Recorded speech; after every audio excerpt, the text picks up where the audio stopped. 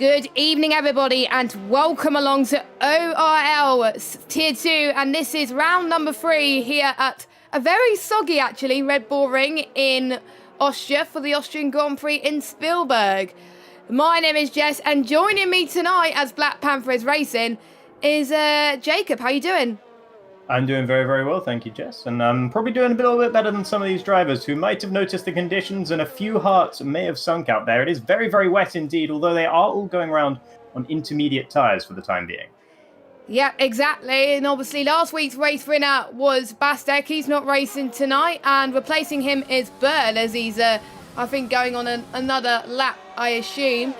And obviously the Red Bull Ring has been around quite a lot since the inception, and it hasn't changed much on the F1 games since 2018, really. So, and it's one of my favourite tracks on this game, and one of the shortest tracks on the calendar with 9 corners and a lot of DRS zones, one at the start-finish straight, one towards turn 2 and 3, and then one heading towards turn 4. And we should see some great overtaking opportunities today.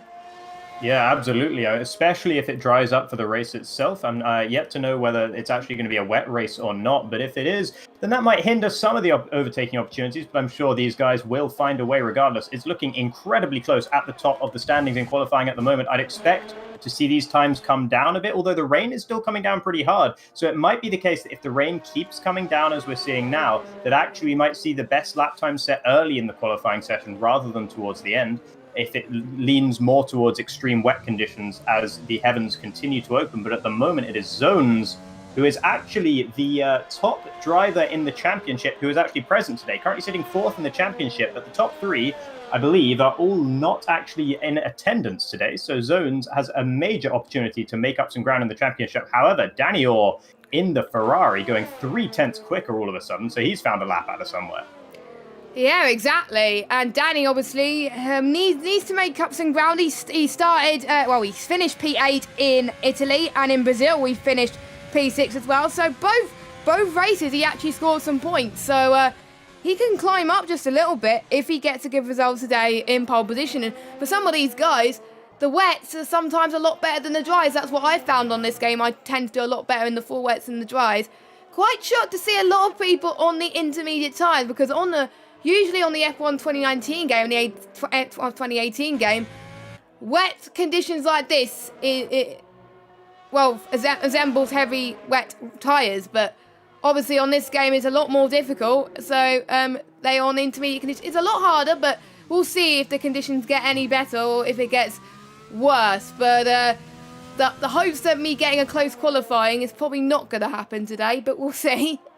Well, it's still looking relatively close up at the top at the moment. 3 drivers within 0.2 of a second of the pole time. And actually, I think we are seeing quite a significant amount of track improvement right now. I think the rain is being washed away by the cars quicker than it's coming down, because we're seeing a lot of drivers usurping those top spots from Zones, who's now dropped down to 5th position in the racing point and has actually come straight back out of the pits once again onto the intermediate tyres. And what we're seeing is the drivers going out there with a fair amount of fuel in the cars, enough to do 3 or 4 flying laps in a row before coming back into the pits. And that's just to make sure that you're out on the track at the right time. It gives you a better chance of being on the track at its driest, and also lets you get your eye in a lot better, which is much more important in the wet conditions, because the braking zones, they'll be changing constantly, so you need to remain on top of it. It looks like Furiosus has actually retired from the session. He seems to have had an off and the exit of the hairpin in sector 2 there. That's turn 3. So on the exit of turn 3, so that's not a good start for the Hats. That is not good at all, but no one finds these conditions easy to drive in, so that means he'll be starting near the back, but he set a lap time anyway. Another driver to not make the mark yet in this session is Get Owned. Unfortunately, he suffered with what the Mercedes drivers suffered in real life last week, and he suffered a last lap puncture, which was not good for him, so he dropped down a few positions, and hopefully that's not going to happen for him this week. The strategy is definitely going to be different in this game than the last game. We thought it would be an easy soft to mediums, no problem, but soft to mediums is a lot harder, and even medium to soft as well. So some people could find that they could be doing a 2-stop strategy, but one advantage here today, they will be having free choice of tyres if the start of the session in the race is dry. So that means they can use those soft tyres just a little bit longer, or even stretch out those mediums a little bit longer as well. And some of these guys are going to pray for a safety car, as Get Owned is about to cross the line now to start his flying lap as well, and Nurtek still yet to set a lap time as we speak at the moment.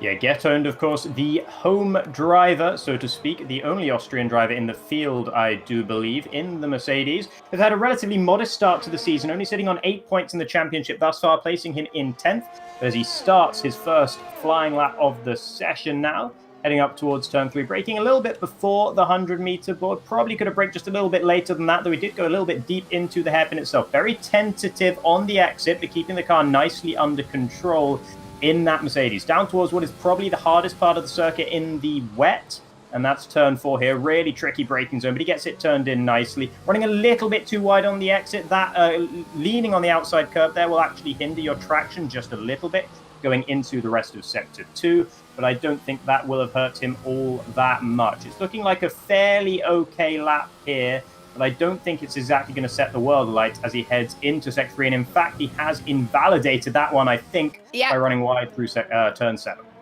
Yeah, that's a common place to invalidate, of course. And the tyre, well, the corners is strict on corner cutting. So if you mess up in turn 7, turn 9 is another common one as well. We've seen that in the real-life Austrian Grand Prix and the Styrian Grand Prix as well. Then that's it. That's your qualifying done. And it's one of the hardest tracks on this game to get a validated lap, as I have found, as we've seen a lot of penalties in most other races I've actually commentated on as well. But I've seen quite a lot of people actually go on longer laps on those intermediate conditions, because that is a sign that obviously it probably won't be wet for the race, because otherwise why wouldn't they be on those tyres for that much of time? But they're just getting a feel for it. They hope the conditions are going to be a lot better, and they last longer than the softs and the mediums do in qualifying anyway. So why not? They just want to use the track time as much as they can so they get a feel of the track.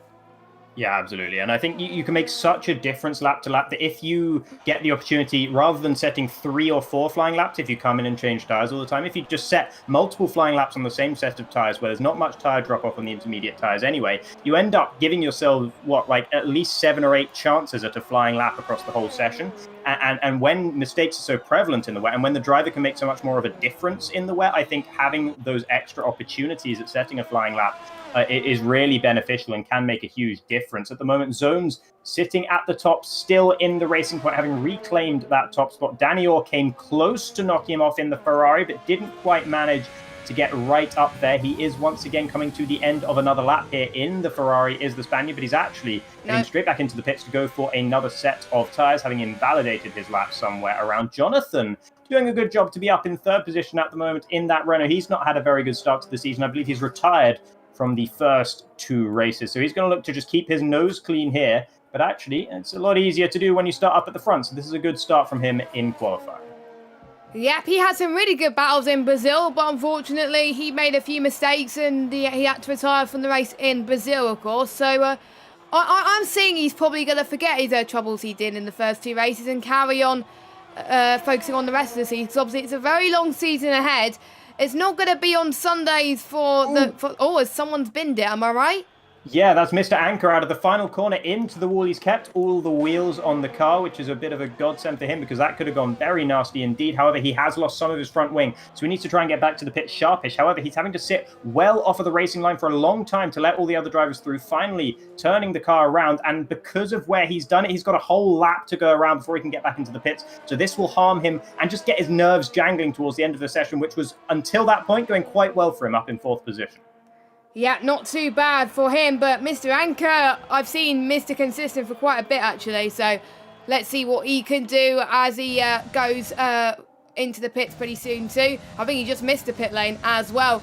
Mark, I think his teammate is going on his outlap at the moment, and we're seeing time start to improve quite a bit as the track obviously gets just a little bit drier, but I don't think the conditions are going to change, so they're going to have to get used to those intermediate tyres just for a little bit longer. Meanwhile, our commentator from last week, Black Panther, he's down in 16th place at the moment. He is, I think, guest racing 4 this week, just invalidated his lap, so I'm guessing he's going to go out again for his next instalment at this stage. But just only a few small temps difference, and that could put you either higher up the field or lower down the field. So these guys just need to find just a small improvement and they could be up there. Yeah, only just over a second separating first to 14th positions here. So really a huge amount to be gained if you can hook up a lap. And just getting a smooth lap in the intermediate conditions can make such a big difference.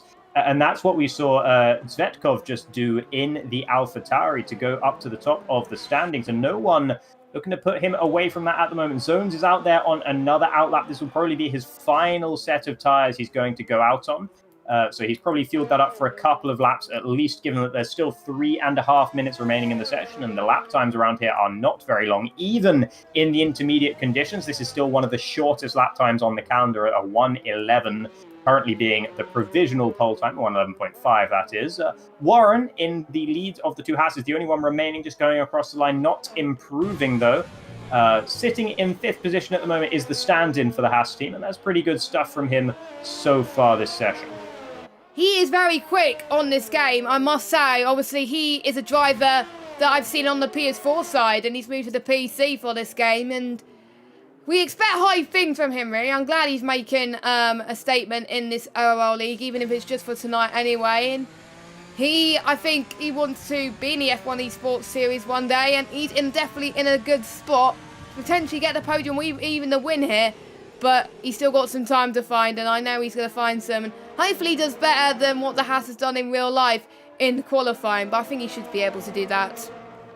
Yeah, no, that shouldn't be too much of an ask here, especially considering we only have 18 drivers, and one of them's already out. Of course, that Haas will actually be much more like the sort of qualifying position we'd see from a Haas in real life, because he's down in 18th position at the back, having spun off the road, probably into the wall on the exit of turn 3. It didn't actually see what happened, but that was where he parked up his car. So Zones now on a flyer in the racing point, and I'd like to stay on board with him for just a while here, because he will be looking to try and regain that provisional pole position as the clock ticks towards 0. A little bit of a lock-up there, though, into turn 6 through turn 7. He goes, not really traveling the apex there. I'm running a little bit wide on the exit, but that's not going to hurt him too much. Ooh, big moment on the throttle through turn 8 there, but just about kept it all together. Takes a lot of bravery in the wet here through turn 9. Takes a lot of bravery in the dry as well, but even more so when the rain is coming down through the final corner, running onto the curve, just a little bit slippery out there.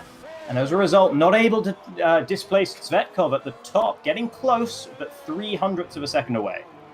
Yeah, that's not that far at all, and around this track, it's nothing, to be honest. So Zones, he's got a few more laps to actually do it, and he's going to be on older tyres compared to some of his counterparts, so it's going to be a little bit more tricky for him, as it is the calm before the storm. 1 minute 18 seconds to go on this qualifying session. Everybody is out. Well, everyone who's not retired is out on the track, on the circuit right now. Bird and obviously our pole sitter, I can't even say his name.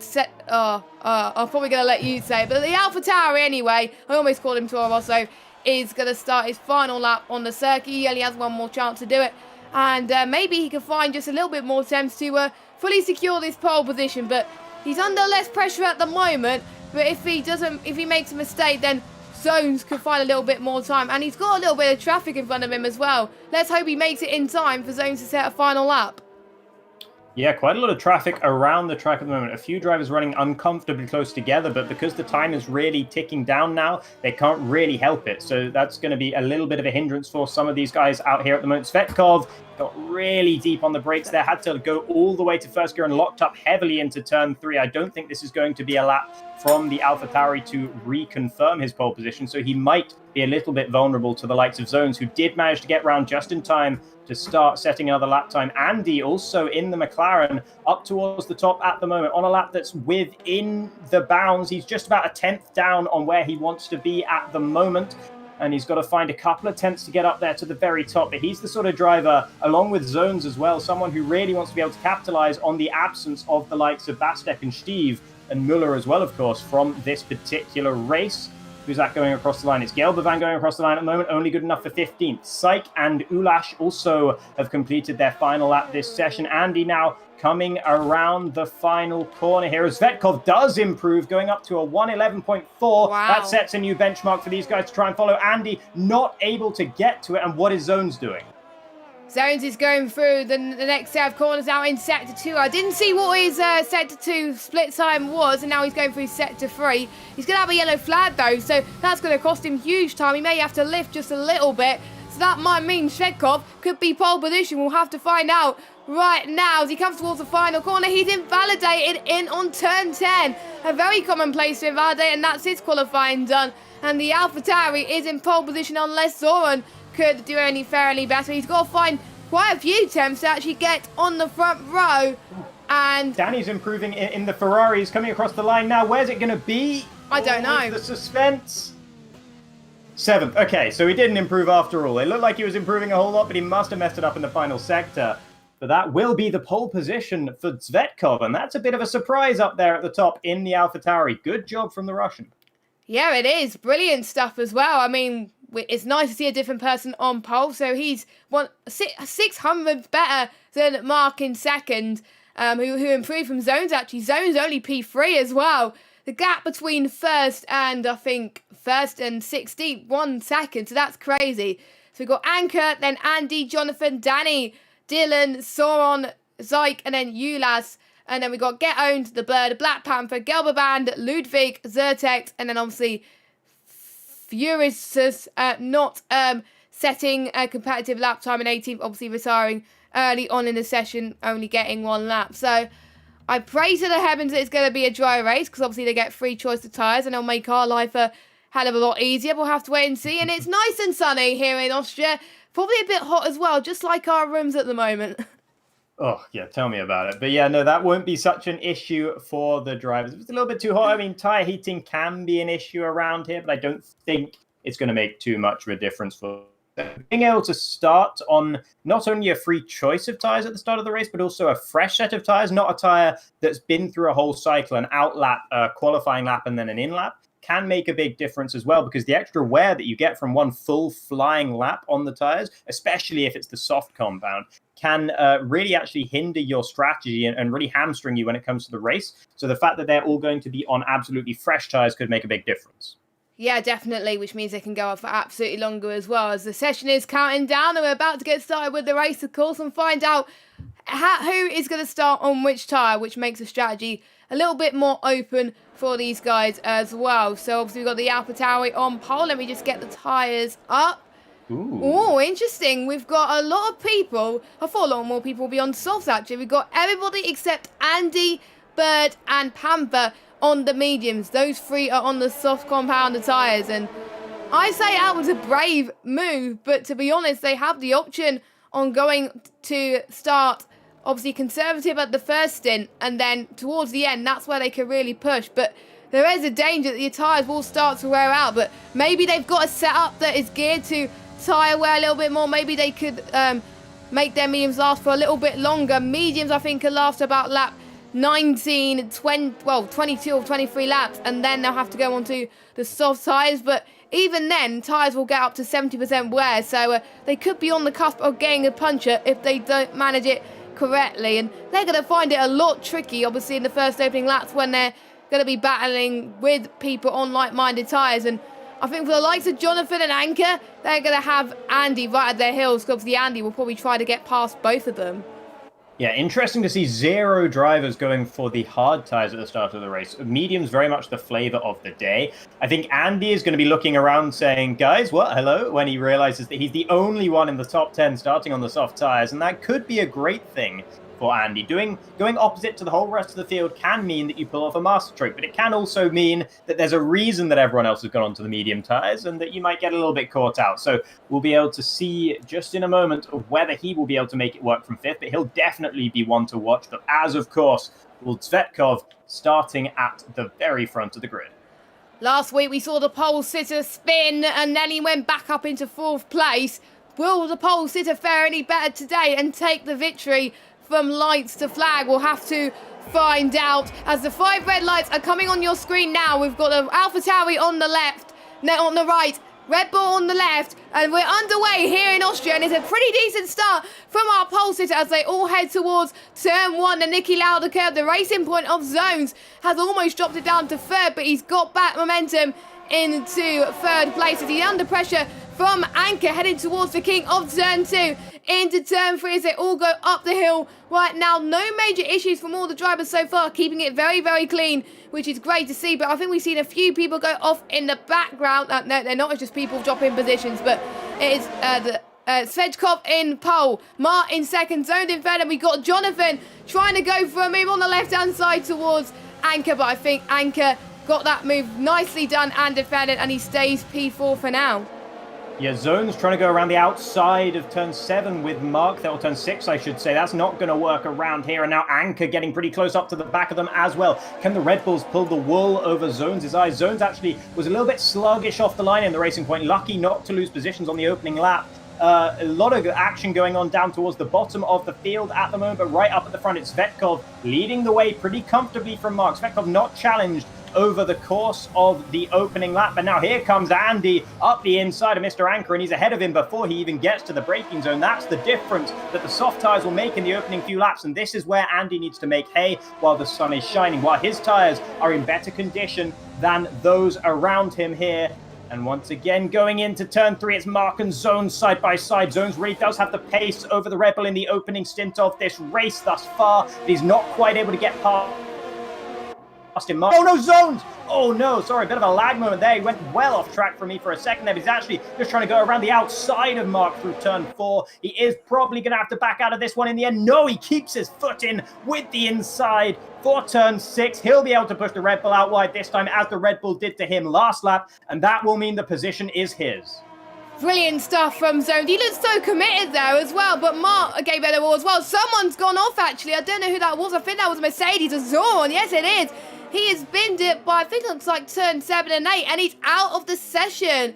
So he's not meant to retire on track like that. That might cause an early safety car, but DRS is enabled then for lap 3. So the ones that are close enough to the 1 second gap, like Andy, for example, can challenge Zones for the move. He's got to, really, because otherwise he's going to have a really tough time at the second half when everyone else will be on fresh softs and he will be on, obviously, mediums, which are a harder tyre compared to these guys. As we got the 2 Red Bulls fighting, Anker's up to P4, Mark is dropping down to 5th. His tyres are not looking in the best condition, as it seems. Yeah, it's just because every time he's battling through a corner, he's being put offline for the next corner, and that means that his run is compromised, and because there's such a queue of cars behind him, they're all able to capitalize on him one after another after another. He's losing position after position. Jonathan gets past in the Renault as well. Mark down 4 positions over the course of 1 lap. That's a really bad lap for the guy who qualified in second position, and he's not going to be feeling good about that one whatsoever. Svetkov still leading the way at the moment. Zone's not exactly crawling all over the back of him, but Andy getting very close to the back of the racing point, as you would expect. However, Svetkov, chink in the armor. That's a 3-second time penalty. Ulash follows through, also getting a time penalty. So both of the AlphaTauris with a 3-second time penalty. Furiosa's right towards the back of the field, also picking one up here. Zones now is going to be in danger from Andonator behind, but actually he gets a really nice run out of turn 1, and he could be thinking about a move on the AlphaTauri for first position now. The penalty in Svetkov's pocket as well might mean he doesn't want to fight this one quite so hard, and down the inside goes Zones in the racing point. It's a clean move, it's a good move, and he's up into the lead. Brilliant stuff from Zones once again. He's made not 1 but 2 positions work, but he has to defend for his life here going towards turn 4. Svetkov is not letting Zones get the lane win. Now he's in a little bit of contact, actually. Zones has dropped from 1st down to 7th now. So I wonder what happened there. He made a bit of banging wheels just a little bit there. I'm guessing they went a little bit too aggressive. We'll have to wait and see. Obviously, we're not stewards, we're commentators, so it's hard to tell. But that means the only soft runner in the top 10 who qualified in the top 10 is your race leader, Andy. And he's going to be able to pull that gap that he needs to have the advantage going into the pit stops. But he's not going to benefit from the undercut or the overcut because he's pitting a lot earlier than everybody else, his rivals. The leading medium runner is Mr. Anker in P2, but he's got Jonathan chasing behind him. Major moment for Svetkov through turn 1 there, and Danny's been able to capitalize going past the AlphaTauri, so it's gone really badly for both Svetkov and Zones. I gotta say, you said we're not stewards. I completely agree with you, we're not, and this is not gospel, but that looked like Zones didn't really leave enough space on his outside for Svetkov to go side by side with him. Maybe he thought that the Russian was further behind him than he was, but whatever the case was, they got glued together and both of them got forced off track in the end. Of course, it was worse for Zones, as now there seems to be battling going on behind with the 2 Williams going side by side into turn 4. That's the Bird and Syke gets through the Bird. Maybe struggling just a little bit on those soft tyres now that he elected to start the race on. Meanwhile, Andonator, no such struggles for him at the moment in the McLaren, as he has been able to gap Mr. Anker to 1.2 seconds down in second place. Jonathan in third, Mark back up into 4th thanks to the free position positions being given by Tsvetkov and Zones having their issues. Jonathan, a bit of a wide moment through turn 10. This could be the opportunity for Mark to regain a podium position as well. He's actually not going to be close enough. Looks like he's got a lot more downforce on the car, but he's really not gaining on the cars ahead on the straights. I think we're seeing exactly the same thing as we've seen in Italy in both tiers, where they're all so close to DRS that it's going to be hard to overtake unless people is out of DRS. So I wonder what tactics they're going to use. As Mark almost went for a lunge on Jonathan, but he has to concede position of 4th place for now instead of P3. But let's see if he can challenge him here, as obviously they both got DRS. They've got to manage their overtake a little bit more as well. Mark's on 51%. Jonathan's got a bit more to play with, so that's why Jonathan has more of an advantage compared to Mark at the moment. Yeah, absolutely. And 3 guys have had to stop in the opening few laps due to incidents. That's Getoned, Nurtex, and Ludwig, who have all had their races compromised early on. I think they've all gone onto the hard tyres. It's showing me Getoned on 8-lap-old soft tyres, but considering the race is only 6 laps old, I don't know quite how he's managed that. So I think that's probably not correct information that I'm being given by the game on that one. But yeah, Mr. Anker falling well behind Andy now at the front, 2 seconds from the McLaren to the Red Bull. And at the moment, the decision to start on the soft tyres is looking like the masterstroke I said it might be. I feared it wouldn't be, but I said there was that slight possibility, and it seems to be turning out that way, as Mr. Anker had a bit of a sideways moment through turn 1 as well, and that's giving Andy just that little bit more of a cushion on top of it. Jonathan having to watch out for Mark behind, who sends his nose up the inside with the Red Bull, but just a bit of a signal of intent, not able to make the move that time around. And now Jonathan's actually a lot closer to his teammate up ahead. The first of the 2 Red Bulls, Mr. Anker, doesn't close the door, leaves it open, and Jonathan says thank you very much, barges his way through, and up into second position he goes for the time being. Will Mr. Anker be able to fight back? No, he will not. And all this fighting is just giving Andinator more of a gap up at the front. Maybe Andinator's strategy has worked out to perfection at the moment. So I think, to be honest, he's going to hope that more people are going to be battling behind him, because then he will be advantage him when it comes to pit stops. But Jonathan, he's going to hope he's going to close in, because the soft tyres, they're going to not last too long at all. They're going to start to die soon. So Jonathan will need to find a pretty much 2.8 second gap. It's not an advantage I was expecting for Andy, but there we go. But he is still pulling a very good race so far. One of the biggest gainers of this race, 4 places, as well as Jonathan as well. Still some moves further down the field as the 2 Red Bulls are still fighting for position, as Nurtex has got a 3-second time penalty due to multiple warnings. But Mark's going to get the DRS into turn 4. Is he going to make it this time? Oh, a little bit of a late lunge there and a lockup. That might have cost his chance of getting the move done. And with Anker on less ERS, Mark must be frustrated because he's not going to try and get past his rivals at the moment. He's going to have a look again into turn 6. That is a brave move for him if he gets that move done, but he doesn't. He is behind his teammate, and I'm sure Christian Horner may want to get some team orders soon or decide on a strategy for both of these drivers. Yeah, if you're a supporter of the Red Bull team here, you do not want your 2 drivers going side by side through turn 7. That's almost impossible to do. And in fact, Mark compromising his entry by sticking his nose up the inside meant that he picked up a warning on the exit, and that was enough to send him over the limit for a 3-second time penalty. Quite a few time penalties, as you predicted, going out throughout the field at the moment. I just want to take a moment to think about Zones, our erstwhile race leader who fell off track as soon as he pretty much got that race lead. The issue with Tsvetkov, of course, a few laps ago, and since then, he's not been able to make any progress. That shows you how powerful these DRS trains can be. Zones seems like he's probably the 2nd fastest driver out there at the moment. Second only to Andinator, of course, on those soft tyres. But the fact that he's stuck in this DRS train means that he can't do anything about it. He's not climbing all over the back of DL Warren. In fact, he's having to look much more in his mirrors for the bird behind, who is on those soft tyres, which still, even 9 laps into the race, seem to have the advantage over the mediums for the time being. Bird was able to make it past Syke a couple of laps ago, and Andinator still absolutely gapping the rest of the field. Yellows, that is for Furiosus, I believe, in the Hassier. He's gone round on the exit of turn 6. He's going to try and get back onto the track. He's going to be on the racing line. It's going to be a bit of a fright for Getoned. The Getoned's race has already been heavily compromised. It just gets a little bit more compromised there by the Haas, but he is able, I should say, to go up into 14th position. Yeah, the Haas not having a good race, but at least he's climbed a few positions from his starting position. He was last at the end of the day, and now he's up into 15th. So It could have been in a worse situation, but he's not, of course. We've still got the two Williams fighting over the position with Zones as well. Zone is stuck in a Williams sandwich. That's not where you want to be at this stage. But interestingly enough, Jonathan, he's not finding a chance. She's trying to defend from Anchor, but Anchor is giving him no prisoner at the moment. But I don't think Anchor's going to get the job done pretty soon. He's a bit more worried about his teammate right behind him. But Bird, one of the Williams drivers, gets a penalty as well.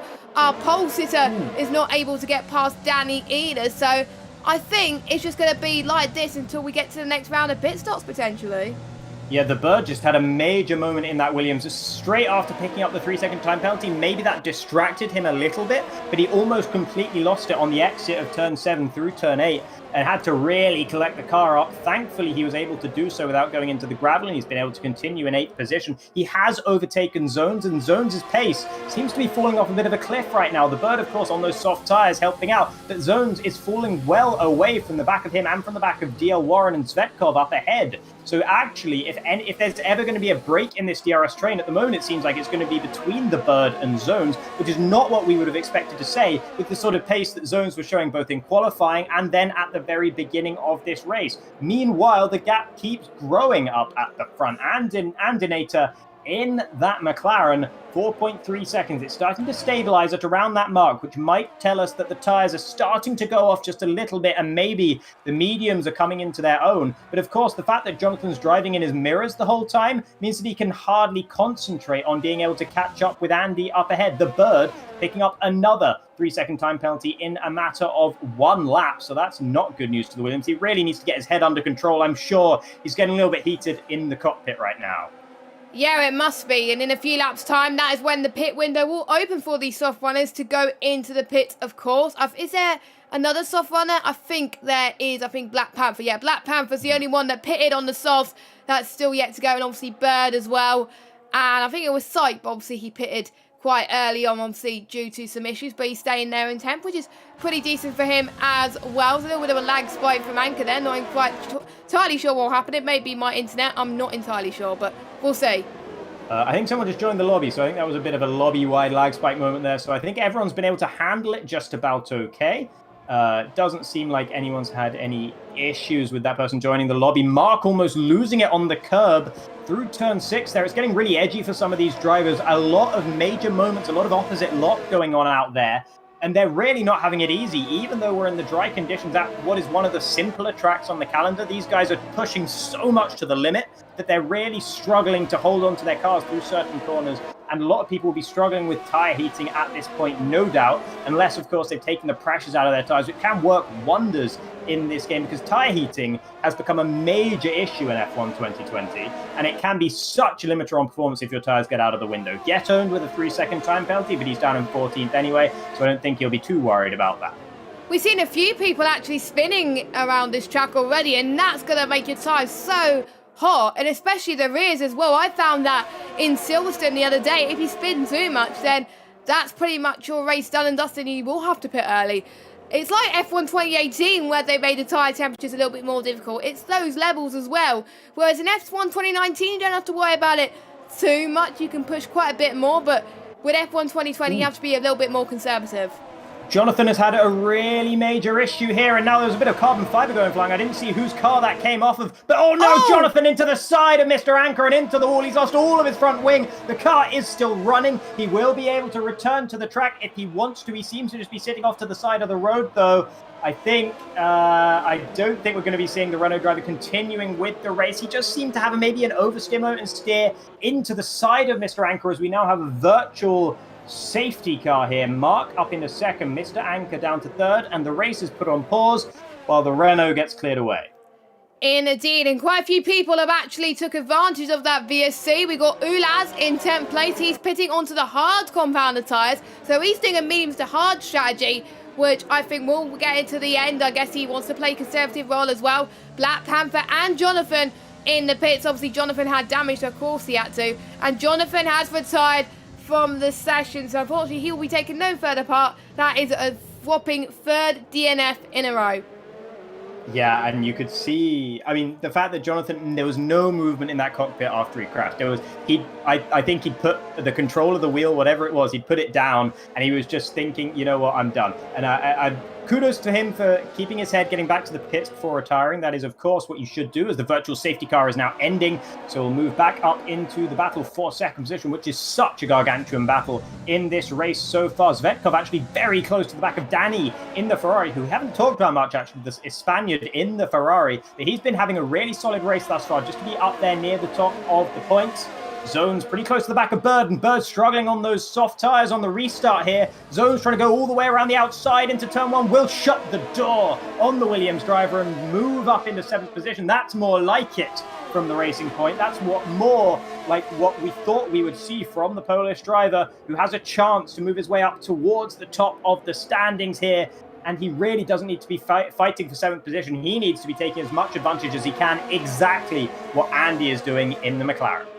Yeah, Zones, I think, must be taking the advantage here. He's got to, really, because otherwise he's going to lose that advantage when the Chase Championship rivals come back next week. Meanwhile, Get Owned got past Ulas in the other AlphaTauri, and he's up into P11 on those fresher soft tyres, of course. So he gets the job done very nicely as well. But apart from that, no more major battles. As someone has just gone off, that's Bird, actually. Yeah, is that Bird? Yeah, that is Bird, going through turn 7. And he's gone for a spin. I think he might have a bit of damage, actually. So he'll have to go into the pit lane, and his tyres don't look very happy at all, because obviously he started on the softs as well. So he has to go onto the mediums or even the hards. He's even struggling to get into the pit lane. It's that difficult. What a shame. Yeah, he'd been running pretty well this race. He'd been having some exciting moments up and down the field as Zones picks up a 3-second time penalty. And the Bird, I was about to say, if he doesn't get a speeding in the pit lane penalty, I'd be very surprised. He has indeed got a speeding in the pit lane penalty. His teammate has pitted up ahead in the Williams. That might delay Bird even further, but his race is pretty much done now, because I think he's serving a 5-second time penalty there. But Syke coming out in 9th position on those hard tyres. He'll be going to the end of the race, and that's a pretty good situation for him to be in. And Denator, of course, having come into the pits from the lead of the race onto the medium tyres in 7th position as well, with a nice 10-second buffer to the car ahead. So plenty of clean air in which to push now that he has the tyre advantage back in his pocket.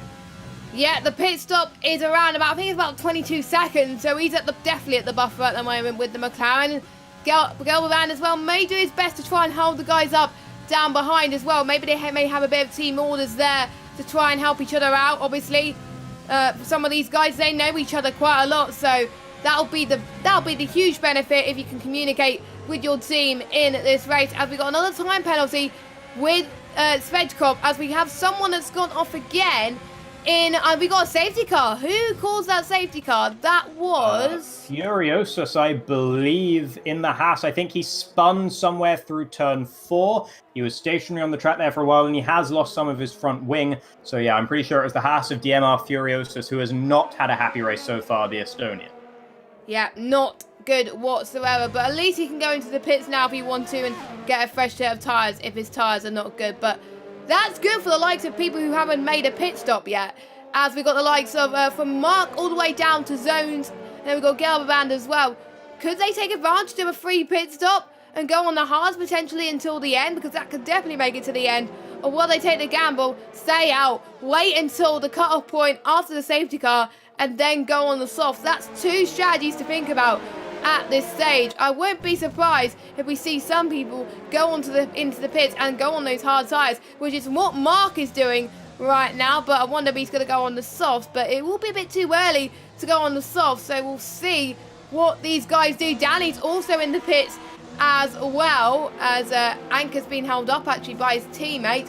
As let's see, let me just get the tyres up a second. Yes, Mark goes on the hards compound of tyres. Dylan on the mediums, I believe. There's quite a mixture of strategies, I've got to say, but Dylan is off to serve his penalty, and he's on the softs.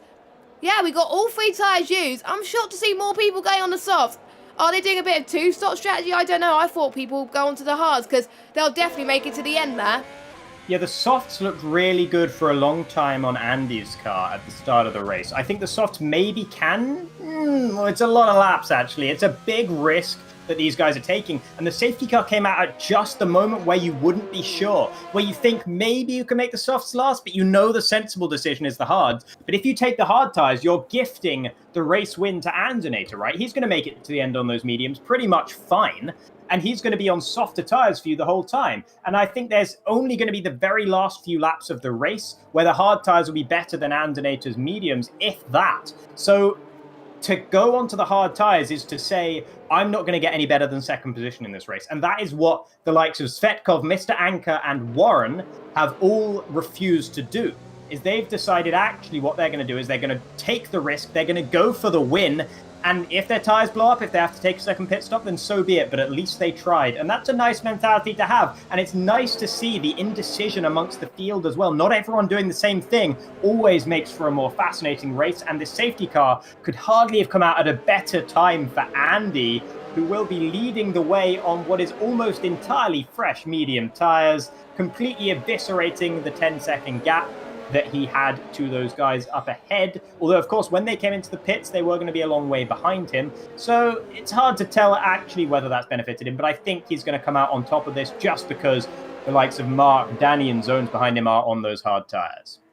Yeah, I'll be interested to see which strategy comes out on top. And if I was Andy, you want to get the gap increased by a lot early on. And if you get a good restart, that could really benefit from you guys. And then if the tyres do start to die, then the deficit won't be quite as big when obviously the likes of Mark, Shvedkov and Danny catch up on those different sort of tyres. Well, Shvedkov, if he does catch up and if he takes the win here today, that'll be amazing. But it's looking like advantage Andy at this stage. Everyone, I believe, has made their stops, with obviously Nurtex, Ferocious and Ludic making 2 stops due to damage, and get owned as well. So majority of these guys won't have to pit again, but for the guys who have already made their pit stops, they may have to try and edge these tyres a bit more. But with the safety car, they'll be on lower tyre pressures, and obviously the temperatures, they'll be warming it up, but it won't be pushed to the limit as much. So they will almost certainly, some of them will make it to the end. That's probably why some of them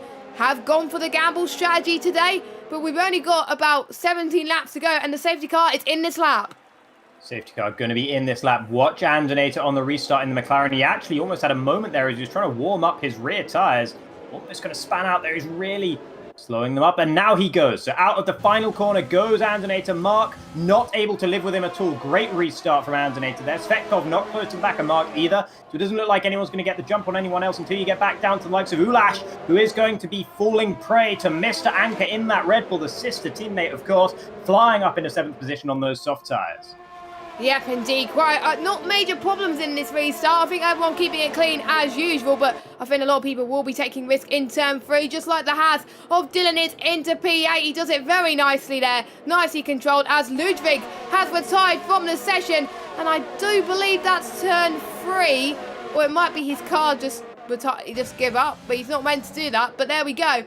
So that is now 15 drivers still in this race now, and it's a shame because obviously we started with 18 drivers, but you know, that's more chance for people to try and score some points. Only 5 drivers will not score points out of the 10 drivers who have to, well, who will score points, but we'll see, of course. And Dylan spun.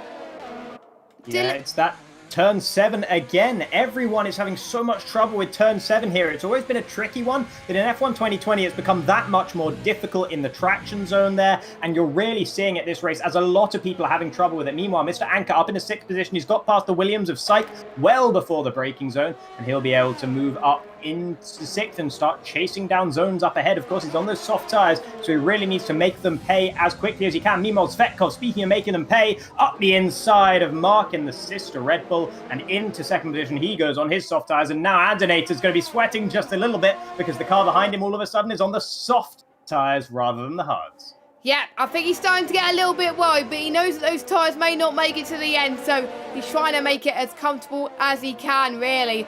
And Shvedkov can hope that he can able to increase his gap, so then he could go into the stop onto a different set of tyres towards the end and have no bother with it and possibly get the win. The opportunities are endless with these strategies that safety car has given us, really, as Ulas has got another 3-second penalty. I bet you the penalties could decide a majority of these positions in this race. So these guys have got to keep it clean on these final stages.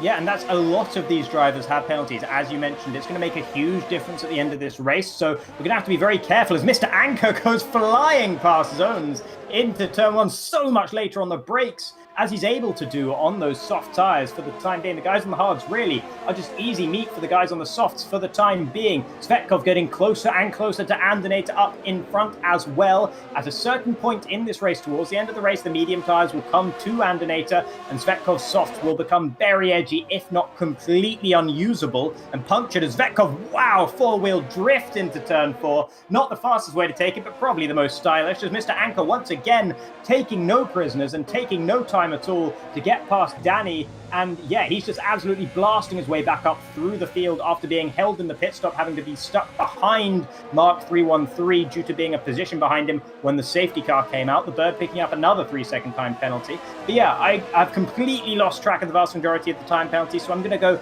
take a look at those in a little bit just to make sure we have a bit of an idea to tell you exactly who is going to be compromised by that and who isn't. Yeah, I wonder who's going to get the Kleenex award, who's going to get no penalties at all. But meanwhile, Getone is trying to go on a comeback strategy here at this stage, going past turn 1, and he gets past Black Panther in the Alfa Romeo. So good job from the Mercedes, of course, who's had a really bad start to the race, but he wants to forget the troubles, of course, going into turn 3 now. But we're still having more battles coming up for you very soon as well. Svetkov is not able to close to Andernator as much as he would have liked. And that's really bad, especially if you're on softer tyres that may not last for the whole race or even on the optimum pace. So, you know, Shvedkov needs to get a move on, get past him, and you'll have no trouble at all. But Andernator could be at a huge advantage due to his ERS right now. Yeah, Andy also sitting on 0 time penalties so far, while Svetkov is on at least 1. The race director's telling me 1, but I believe I've seen 2 actually as well. It's telling me invalidated lap time for some of those, so I'm not exactly sure which ones are penalties and which ones aren't. But either way, Svetkov has more time penalties than Andernator, and that's the most important thing to see, as Nurtex is really stacking them up towards the back of the field for the time being. Zone, Sight, and Danny very close to one another in 5th, 6th, and 7th at the moment, as Gelbevand and Ulash are going side by side. That's Gelbevand up into 8th in the McLaren. He had a bit of a very quiet opening stint to this race, but now that he's on those soft tyres, he's really making them work. Meanwhile, the 2 Red Bulls fighting into turn 3, and it's not much of a fight because Mr. Anker has such a huge tyre advantage for the time being, and that's him up into 3rd position. The Finnish driver looking to close down the top 2. Yeah, this is going to be very intense, of course. Who is going to take the lead of this Drivers' Championship? Who's going to close into the leaders of this Drivers' Championship? Well, it's not going to be Zones at the moment, unless he gets a move on past Mark. Some of these guys are only reserves, so they're having a bit of fun. There's little people getting squirmy going towards turn 7. We almost see someone spinning there. That's not good for their tyres, at least, but it's not the first time we've seen an accident in turn 7, so they've got to be careful. But watch out for turn 1. We didn't see it in the qualifying, of course, which is a relief, but the sun is blinding people in turn 1, and most people are not allowed to use assist, so that is going to be tricky with the braking zones into turn 1. That's why we may see a few lockups from some of these people, as Getone gets past another person, as the timings have gone all over the shot at the moment. I can't see who is where at the moment, so this lobby, oh no, it's back to normal, I think. But we won't be able to see the Dells for a little bit longer. But Getone is definitely in P9, I think. Yeah, I think these are pretty much the right positions that you're seeing. Ulash has left the session. There was a migrating host message there, which is quite concerning for the rest of this race. Hopefully, we'll be able to continue this race as usual. The drivers are still battling it out. Looks like everyone is still in the lobby as they're meant to be. As wow, the Bird. Really good job to hold on to that one. In 12th position, fighting over 11th and fighting so hard with the Haas of DL Warren. But yeah, up at the front it is Andy still leading the way with Svetkov just behind. Nurtex picking up his umpteenth 3-second time penalty of the race, down in 13th in the Alfa Romeo. Mr. Anker not able to close down the front 2, and Svetkov not exactly making light work of Andy. He's getting closer and closer to the back of the McLaren, but meanwhile also looking further behind. Mark is, once Mr. Anker got past him, he's kept within DRS range of his teammate, and that means that the hard tyres are starting to work almost as well as these soft tyres, so the soft tyres are already starting to go off just a little bit for most of these guys, and that is great news for Andernator in particular. Yeah, it is really good as well. 2 seconds, but the gap between first and third is about two or 3 seconds. So it's going to be music to his ears right now as we've got 11 laps to go of this really intense Austrian Grand Prix, I've got to say. I mean, we had rain at qualifying and we had mixed strategies in the race. What could you possibly want? It means people can start pushing even more. I really do hope at some point we get a 2-stop race for some of these guys, but not many people are doing 2 stops, so maybe some of them will have to stick to the 1 stop until the end unless we get another safety car. But obviously we still got 15 drivers left in the session. Now this is Svechkov's third or fourth chance this race to get past Andy right now, but again he's not making light work. This is going to be really tricky. His tyres must be dead right now, because the more you're battling, the more your tyres are going to heat and the more the tyres you're going to wear as well, because you're pushing to try and get past Andy, of course. But that means he is probably going to regret being on those soft tyres. Yeah, I think Svetkov's lost his chance to get past Andy now. I think Andy should be able to hold him behind for the remainder of this race, unless he makes major lockups into turn 4 like that one many more times. Yellow flags in sector 2. Who's that? It's the Williams, it's the Bird, who's had so many moments in this race, and some of them have been incredibly well held. Something else has happened on the exit of turn 3, though, and this time he wasn't able to hold it in that Williams. So sad news for the Bird as he drops down to almost the very back of the field. Only the disconnected Ulash behind him in that AlphaTauri. But speaking of AlphaTauri, back up towards the front, Svetkov. As I was saying, I don't think he's going to get another opportunity to pass Andy now. He got close to Andy a couple of laps ago. He was 2 tenths behind. And since then, he's not really got that close again. So I think he is really starting to struggle on these tyres. Big slide, heavy commitment through turn 1, and you can tell how much he's trying in that Alpha. He's really pushing it. He just wants to continue going for it with the McLaren up ahead. He knows he needs to pass him to have any hope, because he's got the penalties in his pocket, of course, as well. Andonator has 1 3-second time penalty, by the way, so now they might be on even footing there, but I think Svetkov has more time penalties than that. But you can see Andonator in no danger to the AlphaTauri behind, and I think Svetkov's time has come and gone. Yeah, that's a shame for him, of course, but he's going to hope that Anker and Mark have an even worse time, but it looks like they're probably going to overtake him anyway due to penalties. So, to be honest, it's not going to be a lights-to-flag victory for the AlphaTauri, which is a bit of a shame, of course, but at least we'll see a different winner. But the clouds are starting to thicken just a little bit, and the sun is coming down a little bit, so that means that they won't be too blinded going towards turn 1. But they will still be blinded, but not as much, which is going to be a relief for some drivers, that's for sure. Shvedkov, 4 attempts now. I think they got to be at least 2 attempts behind Andy to actually get the move done. He's only 4 attempts. This is not good for him at the moment. Yeah, and he's got just ever such a slight ERS advantage over Andy at the moment, a little bit more battery charge, but it's not going to be enough to make a major difference here. He's got DRS once again, but look at the traction out of turn 3. Andy just has him nailed on the traction there. He's getting so much better grip from those rear tyres, and once again locking up majorly into turn 4 with the inside front, but I think he's going to be okay in that McLaren. But yeah, the ERS difference isn't going to be enough to make a difference, I don't think. Meanwhile, speaking of ERS, Mr. Anker, I've not seen him at over 20% ERS throughout this whole race, and right now he's very, very low indeed. A lot of frenetic battling going on further down as Gelbavan's soft tyres still seem to be working in the second McLaren, as he is actually looking to close down Zones, and Zones has no answer for the pace of Mr. Anker and Mark further up ahead. And that surprises me, because based on what we saw in qualifying and what we saw in the early stages of this race, I would have said Zones would absolutely be challenging for the win come rain or shine. But it's not been the case, as he's now 5 seconds behind 4th place, sitting down in 5th. And it's Andonator who's going to be the one to capitalize on the absence of so many of the front runners today, unless, of course, he has a moment or an issue or an incident with Svetkov.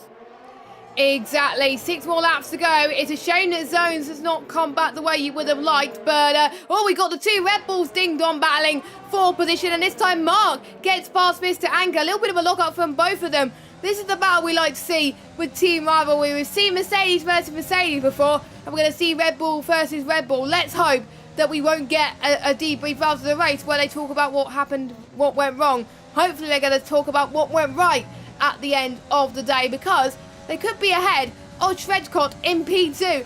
This is technically the fight for P2 here. We could see both Red Bulls on the podium, so they've got to play it safe for some of these guys, but they've got to be saving ERS as well. Anchor is on 6%, Mark's on 11. They want to make sure they score as many points as they possibly can in these final stages, of course, as we see all the Dutch people in the grandstand cheering on for the Red Bull guys at their home Grand Prix. Let's hope they can get a good result here. Zones get another penalty. That might push Gelderban and Getone higher up the grid than we thought is going to be, because Zones got too many penalties. But Zones is actually challenging Gelderban for position, and Gelderban couldn't quite get past as well. We do have a yellow flag. I think that's gone out the way, I think. So that's probably a glitch of the game, as Zones trying to cover off Gelderban into turn 4. But look at Getone. He's really starting to pounce for these two. He's looking for one of these guys to make a mistake. And it looks like this could be his opportunity going. Well, opportunity made, actually, to be honest, as Getone has got past him up to P6. His next shot is getting Zones for P5, and it's looking like it's going to be possible. Yeah, and I think what we're seeing here is certain drivers are able to make their soft tyres last better than others, and they're able to keep them in the window better than others. Because Mr. Anchor struggling a little bit on those soft tyres, being passed by his teammate who's on the hards, is not a good look. Geldervan, meanwhile, actually has a lot of pace right now, but he actually, because of the way he was battling with Zones, set himself up to be overtaken by Getone, but he has the most pace of those three at the moment, as Mark just picked up another 3-second time penalty. Meanwhile, Nurtex, I mentioned earlier, he was absolutely racking up the penalties. He actually got disqualified from the session. Ooh. I believe that can only be for too many time penalties, so that is not a trophy any driver wants on their mantle. Meanwhile, Zones and Getone battling through turn 3. Once again, Zones is able to hold on and prevent the assault in turn 3 from getting the better of him, but there's an assault in turn 4 as well. Getone down the inside, diving it up there. Zones trying to battle back. He'll get the inside line for turn 6, and that could be critical. The sky is darkening. What if there was a bit of rain right at the end of this session? Wouldn't it be great? But meanwhile, Zones has held on to P5 for the time being. Of course, the penalties are going to be haywire towards the end of this race. There are so many of them right now. Mr. Anchor struggling, falling back on the soft bit. He just needs to keep within Mark's 3-second window, because Mark, I believe, has more time penalties than Mr. Anchor, at least 3 seconds worth more. Meanwhile, Andy is just holding Zetkov behind, and as soon as I say Mr. Anchor just needs to keep Mark in the 3-second window, he gets a 3-second time penalty of his own. So I think they're on a similar amount of penalties, but I've got to say, if I was Fedkov, I would be worried, because the soft tyres around here in these overcast conditions are not good. It's getting really dark, and he's probably in puncture territory at the moment. So all he's got to do is make sure that he gets to the end. If he does, he can still score big in this race, as Syke gets past Danny up into P8, so he's still going to try and make his ground. You never know, he could score higher in this race due to penalties. We'll have to wait and see, of course. But yeah, imagine if it's rain. But if there is rain, it probably won't spice things too much, as Bird is out of the session, and it looks like it's to the pit lane. Yeah, it is the pit lane, because I can't see him on track. So unfortunate, but he did the right thing, of course. He didn't retire on track, but it's a shame. I would have liked to see him gone on just for the end of this race, because the end of the race was so near for him, but I'm guessing he didn't like his performance so far. We got another yellow flag as well, but it might just be him coming out of the pit lane. But 2 laps to go. Can Andy hold on to the race win on track? All of a sudden, Mr. Anchor, by the way, has all the pace over Mark. Mark's struggling all of a sudden on his hard tyres. I don't know where Mr. Anchor has found this pace from, because he was really falling away from his teammate for quite a while. He's got nothing left in the tank in terms of ERS, and as a result, he's not able to battle his teammate through turn 4, but Mark going really defensive. This will be compromising both of them. Mark actually has 9 seconds worth of time penalties. Mr. Anchor has 3 seconds. I believe Svetkov and Andy both have 3 seconds as well, and Zones might have 6 seconds. So I think Mark is actually going to lose out at least one position, and probably a couple, because Getone and Geldervan, I think, have been keeping their noses relatively clean throughout this whole race, although it's been very hard to keep track of it indeed. Going on towards the penultimate lap of the race now. The skies are darkening. The rain isn't going to come in time. to do anything to this race, and if it's going to come at all. Syke picking up a 3-second time penalty as well down towards the bottom of the field. Interesting to see the likes of Danny actually fading towards the end of this race. The decision to go onto hard tyres hasn't suited him as much as it suited the likes of Mark and maybe Zones as well. Danny was running really nicely up and forth for quite a long time, but after a while, he's just fallen back, and now Warren spinning it on the exit of turn 1, so he is not going to be able to hope for anything better than P10 in this race unless something dramatic happens up ahead. Speaking of something dramatic happening, Mr. Anchor has fallen 1.5 seconds behind Mark, so he's had a moment on his soft tyres that he will want to forget, and he'll want to do something about it.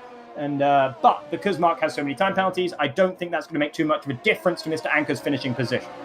Nope, it is not. We got more penalties from Ferocious, who is in P12. I need to get this name right, but I probably will get it right towards the end of this season. But final lap then, and he needs to do all he can to hold on to this race win. But I think it looks like he is, as Shredkov is dropping. He is out of DRS range. That is not what he wants. I think he's struggling with those tyres. It's almost at the end of its life right now. Maybe he's done the wrong thing by going onto the soft tyres this early on, but he's seen Andy do it. Well, he's seen the likes of people do it on those soft tyres earlier on in this race, so he may think that it's the right idea, but to be honest, he is struggling a little bit more. Maybe Mark could catch up, but he will probably drop out way down the field as it goes. But I've got to say, biggest gainers in this race for potential drivers of the day.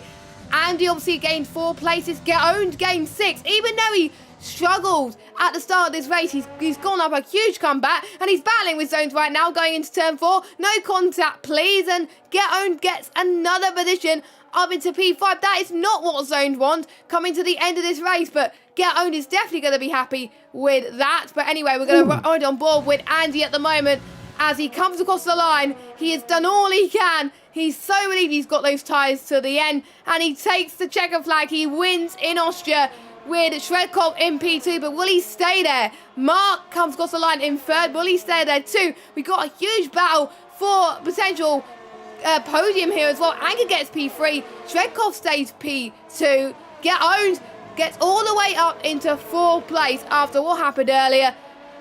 That is a lucky boy indeed, but to be honest, it just shows never give up, as Anchor gets P4 actually as well. But anyway, it shows never give up.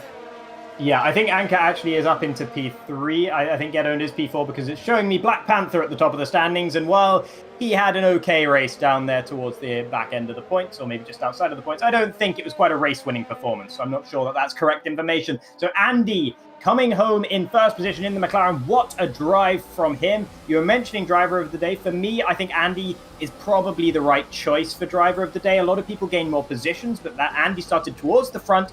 And there you go, driver of the day, Black Panther, because he somehow won by 33 seconds in the end. Absolutely magnificent performance from the Alfa Romeo, of course. But yeah, no, Andinator, I would say, is probably my driver of the day, at least because he really dominated, as we're seeing Black Panther really milking it up there on the podium. That's quite funny. That is funny. So ignore Black Panther at the top.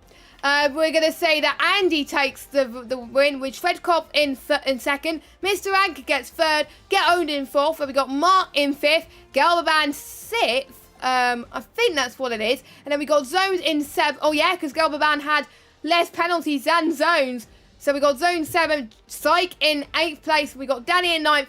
Danny gets the final point. And we got, I think it's either Black Panther or Ferocious in 11th. Then we got Ulas, then Bird.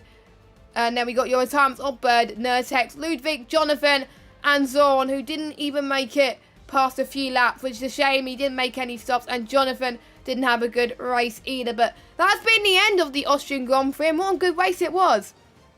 Yeah, absolutely fantastic race, and really interesting with the timing of the safety car. It made a huge difference. We saw the decision to go onto the softs or the hards that so many drivers had to make. Turned out that the softs were the right call to make because it really benefited Svetkov and Mr. Anchor to be on those soft tires compared to those on the hard tires. So that the risky call was the right call. And speaking of the risky call, Andinator at the start of the race electing to start on the softest compounded tire, it worked wonders for him. What a performance from him. He'll move right up towards the top of the stand. He won't quite take top spot, I don't believe. He's going to be in 2nd position in the standings, up from 6th. So exactly the sort of performance he needed to try and battle it with the top guys when they come back for the next few races.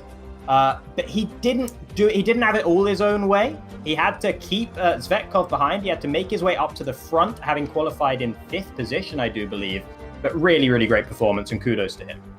Yeah, I really enjoyed this race. It was a lot of fun, I've got to say, and I need to actually check what the next round is, 'cause I'm not entirely sure. It's Australia, so we've gone from the high mountains of Spielberg to the streets of Albert Park in Melbourne, having a similar name, I've got to say. So that'll be next week, which I'm very, very excited. And I think that's when it gets moved to Thursdays, but I'm not entirely sure about that one. I'll need to double check on that one. But thank you guys so much for watching.